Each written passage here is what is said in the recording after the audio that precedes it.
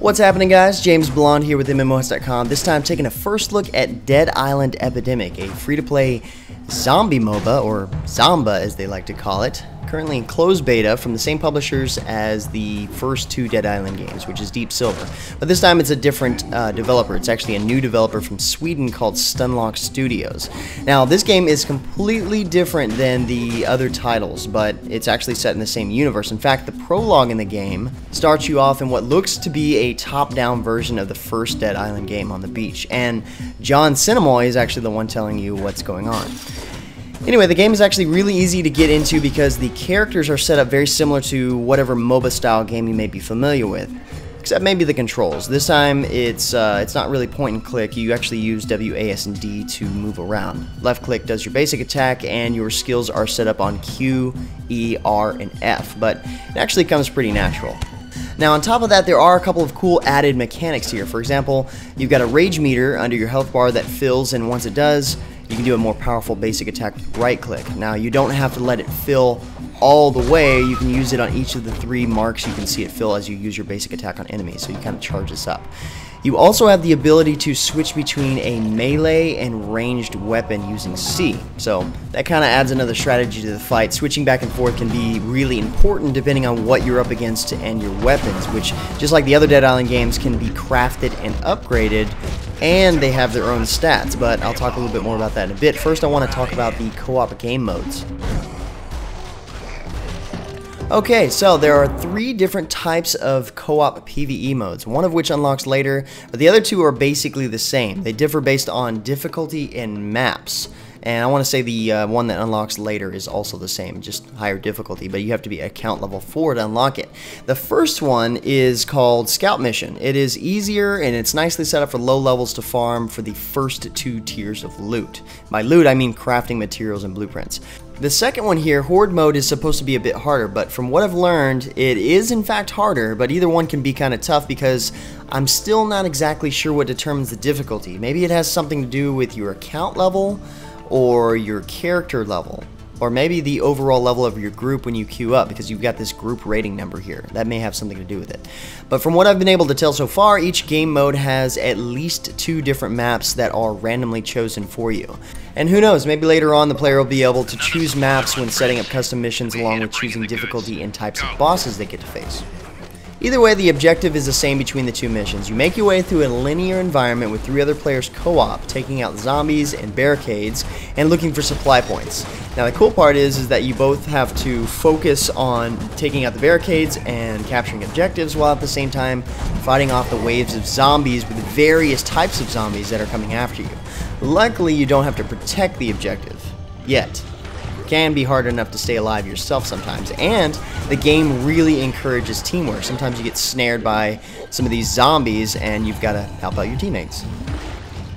Alright, so this is the scout mission on the Purple Moon Club map. So the difficulty here is infection level 1. Like I said, I have no idea what determines that, but infection level 1 is the easiest, and what we're having to do here is trying to secure a supply point, which is a common theme in the game.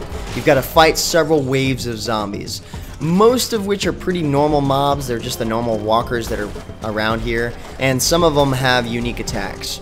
And of course, the higher the difficulty, the higher the infection level, the more of these unique guys you have, and the bigger the waves are going to be. And I've got to admit, they really went crazy on the types of enemies you have to face in the game. You've got some that kind of look like Doomsday, that run and pin you down, and then you've got some that scream and control you and then make you fear them.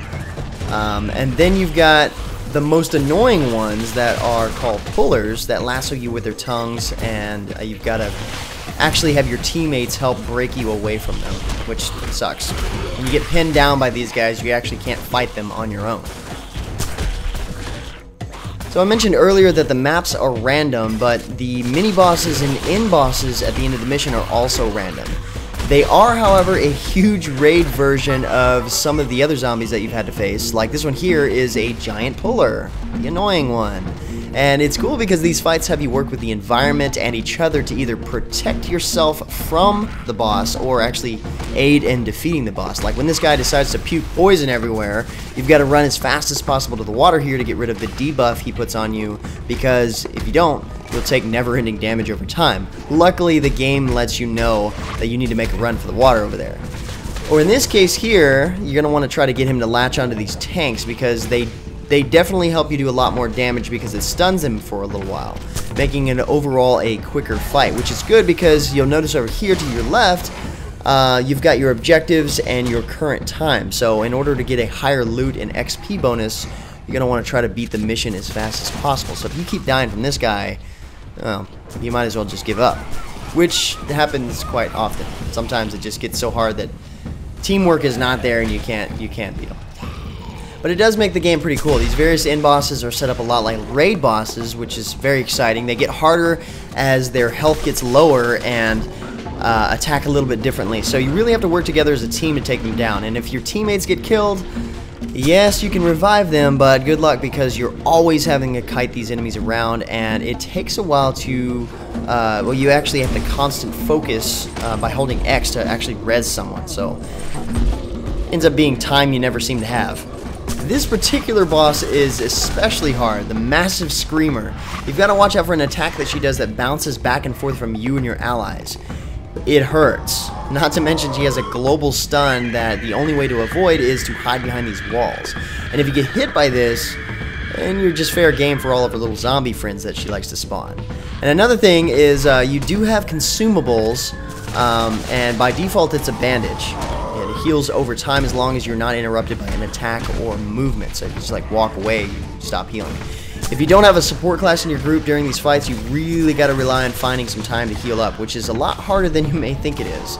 And of course, later on you can level up and get more consumables, some of which heal you over time while you're on the move, which seems to be a much better option. I think they're called antibiotics.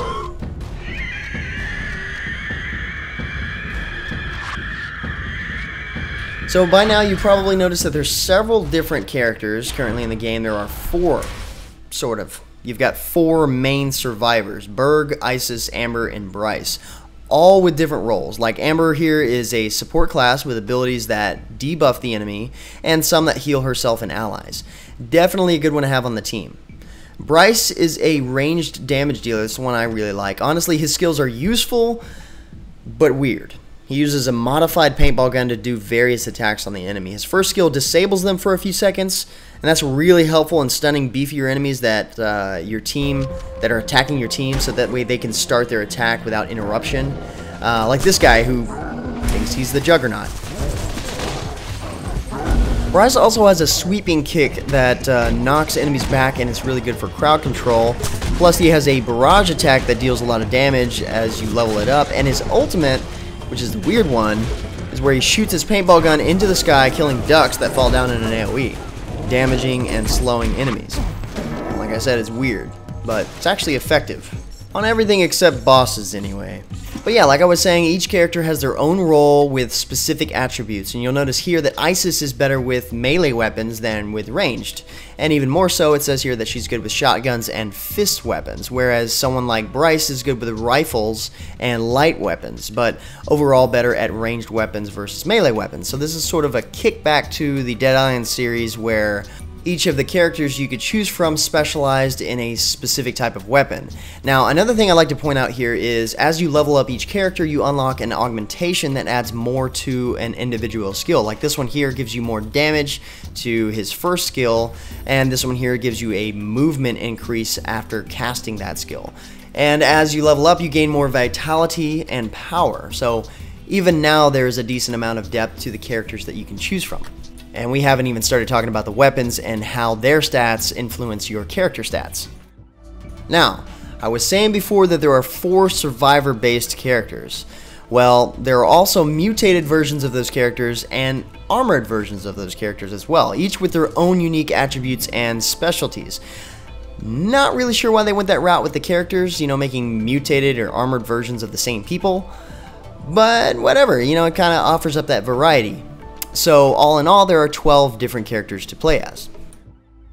So now let's talk about the best part of the game, which is definitely the Scavenger mode, the PvP in the game. Now this mode is set up with 3 teams trying to capture and hold supply points. And the way it's set up is you capture these points, which cause zombies to attack you, just like in the co-op modes, wave after wave, and once you capture them, they drop these crates that you pick up, and you have to take them back to your getaway truck. But not only do you have to fend off zombies, you also have to try to fend off and kill the other teams as they try to attack you and keep them from retaking or capturing points. And in order to capture a point, you have to have at least one teammate there capturing that point, and of course, if you have more teammates there, it captures faster. But that also adds a tactical element to the way this works, so you can basically go down there, start capturing a point, and then make your way towards another point. And to make matters a little bit more complicated, they also have these random raid bosses that like to pop up around the map, and if you manage to kill them, they drop tons of supplies. Honestly, it's enough to allow you to win the match if you've got a couple of flags already. You just have to watch it though. If you've got several other players trying to focus on the same target, I mean, you got to realize you're fighting zombies and other players, so you've got to figure out when to engage and when to hold back, and that's what makes the game really fun. So you don't want to weaken a boss down to low health and then leave them for the other team, so you might try to focus on the other teams when they show up for the boss fight. So you find yourself and your team having to make decisions like this pretty often. Now, another thing is, if you get killed, you drop your supplies for anyone to pick up, enemies or teammates. And if you're carrying enough supplies, you get a star over your head that is revealed to everyone on the minimap, and you're slowed. So you've got to make sure that you survive to get back to your drop-off point. Otherwise, you're basically a loot boss for the other teams.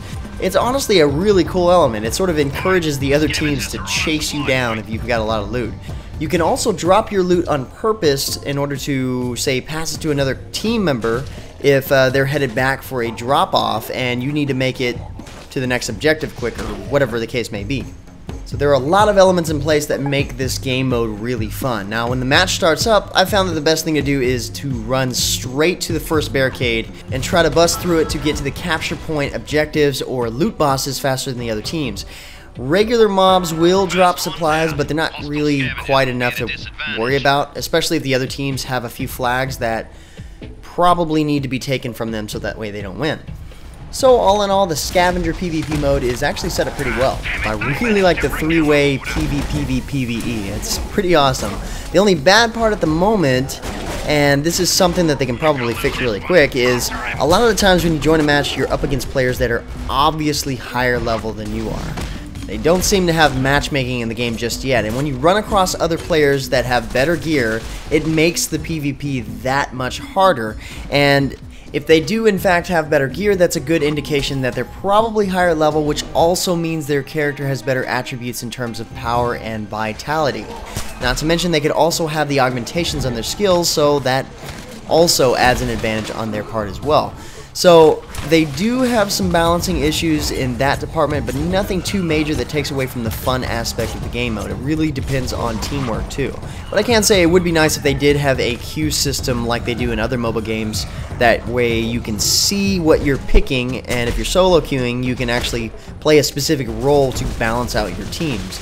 But all that stuff may come in time. The game is still in early access, so a lot of changes will be made. Now, the crafting in the game is really cool too. You come across blueprints for weapons from completing co-op missions as well as the survivor mode, and the weapons are set up in separate tiers. Now, you do have to have your account, your overall account leveled up in order to gain access to not only crafting the next tier weapon, but also in order to receive crafting materials via loot. Like I mentioned earlier, the co-op missions are based on loot level. Like I started to mention earlier, the weapons themselves have several different stats on them beyond just your typical attack damage or attack speed. Like this dangerous cleaver here has stats like these that add to your character's overall stats. It's actually a pretty cool setup, and according to their website, there are lots of weapons in the game, all of which have a really cool style to them, a lot like the modded weapons in the other Dead Island games. So you've got that sort of nostalgia there. But when it comes to actually crafting the weapon, you have to have the necessary parts, which don't take too long to get, but what does take a little while is leveling your account. So you actually have to level your overall account in order to get to the next tier of weapon. So there is a decent amount of grinding in order to get to the next tier of weapons, even though it doesn't take that long in order to gather the materials to craft any particular weapon. Now, as of right now, you also earn these coins here after completing matches that will allow you to purchase the weapons. Even if you don't have the necessary materials, you're basically buying those materials and then crafting that weapon. So technically there are two ways to get new weapons in the game. If if you're the right level, of course. The question is, can you straight up buy coins? As of now, we don't know that answer, but hopefully not.